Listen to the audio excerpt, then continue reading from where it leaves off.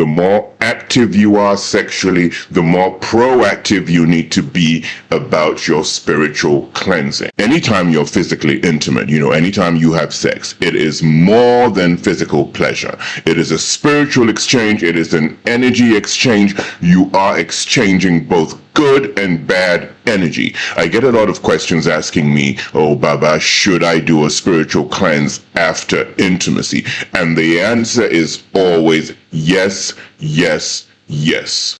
We're going to talk about it. I'm Baba Agbó, nirègún, aka NaijaZen. African spirituality and wellness are my passions. Ifa is my calling and my truth.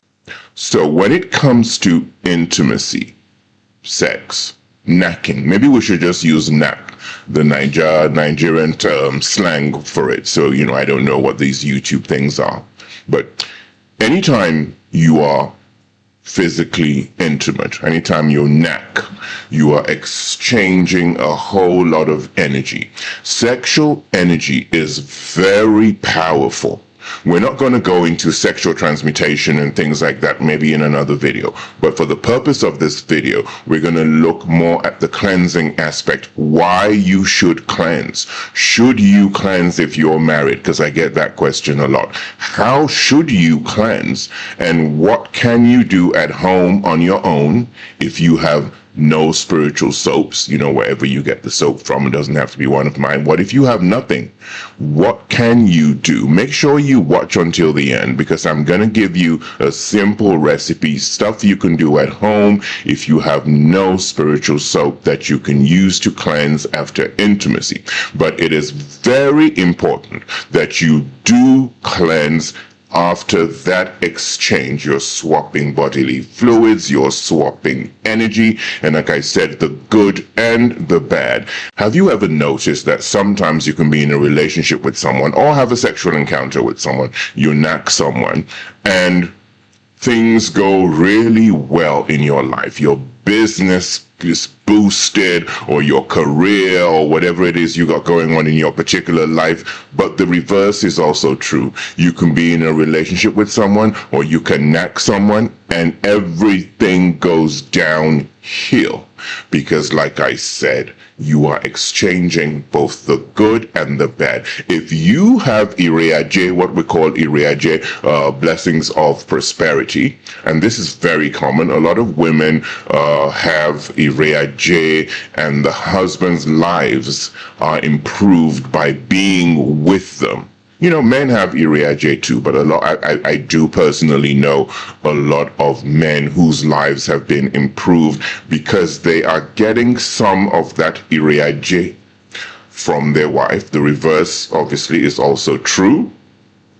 You can also, whether you're male or female, get iriaje from your partner, whether it's a husband, spouse, or lover, or casual encounter.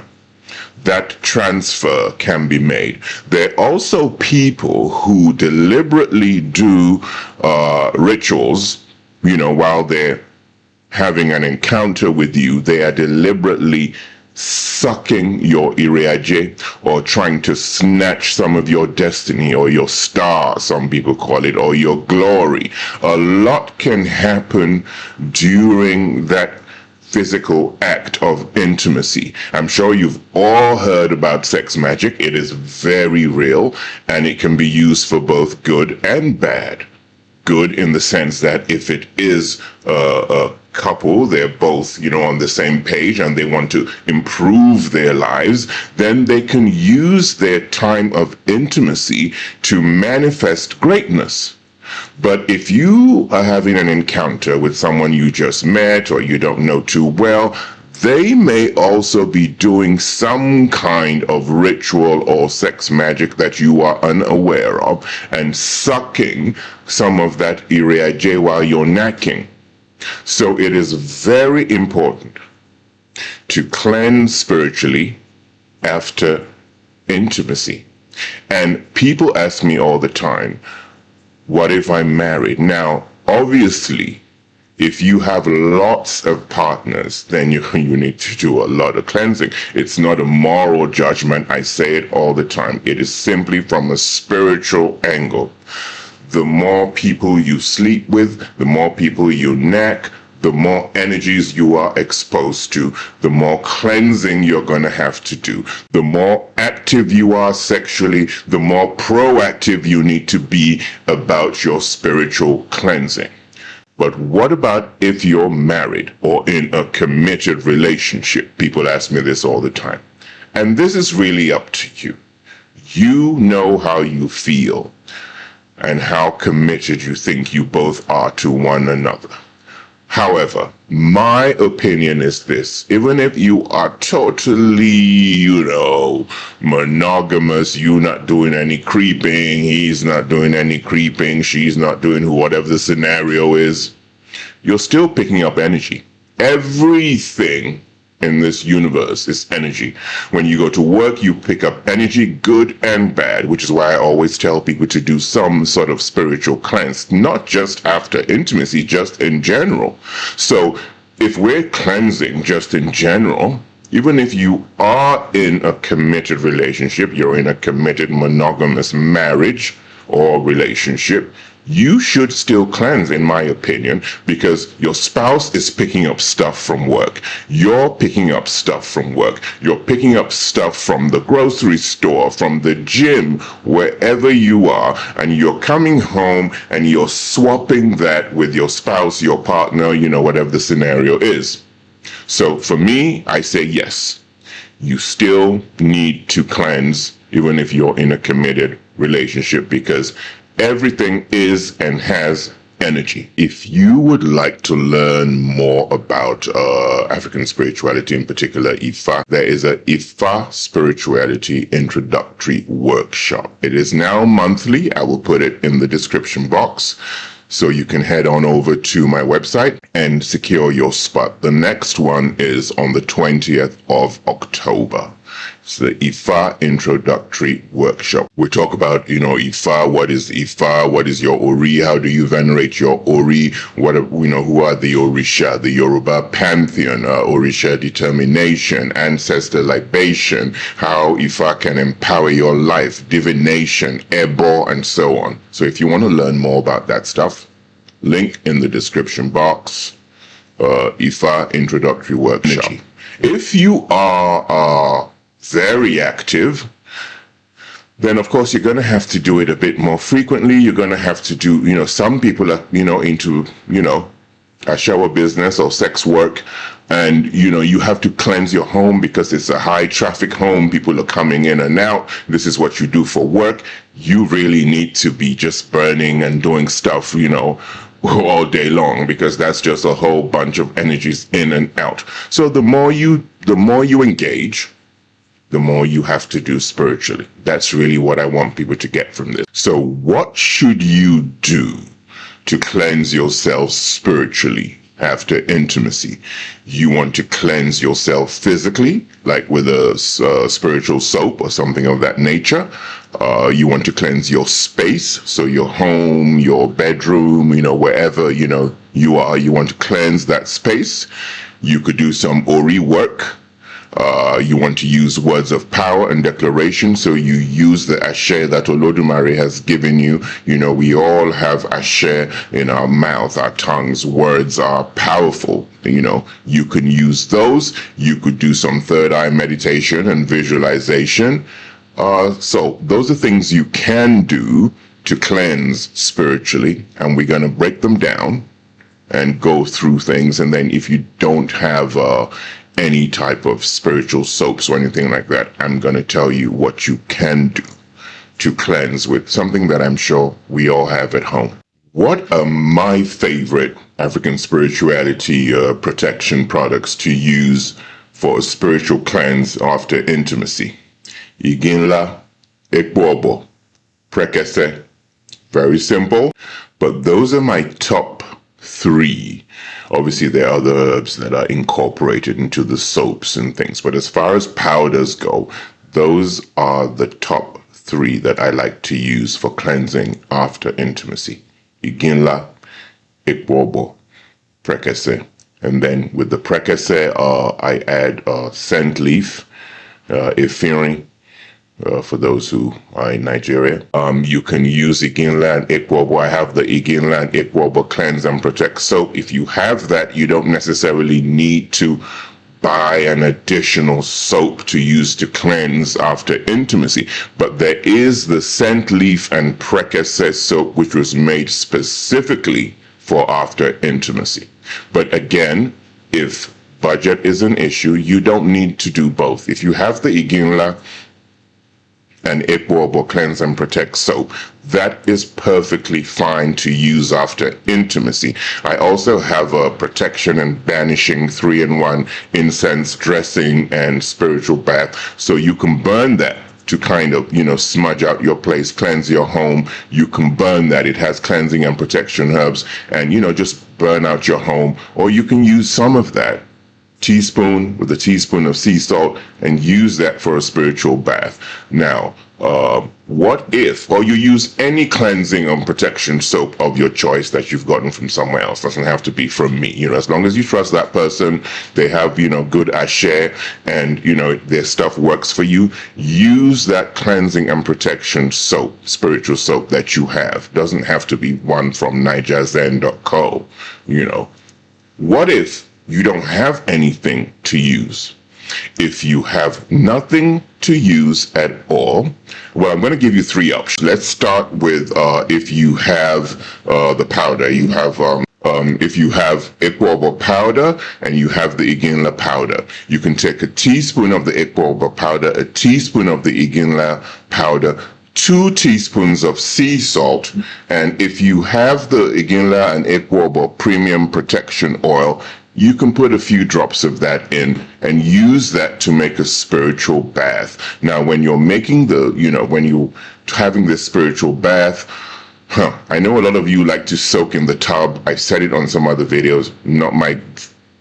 I don't really like that for a spiritual bath. It's more like, back home, we do the bucket bathing thing. So equivalent is, have a shower, put this stuff in a big bowl, pour it over your head and all over your body. I'm going to tell you, some words or things that you can do in a bit towards the end. But if you want to put it in the bathtub, knock yourself out. That's just not my favorite way to do it, right? I don't like sitting in the funk and the junk unless you have had a shower already. Now, that's for those who have some of the Iginla and Agbó, either powders or products or whatever.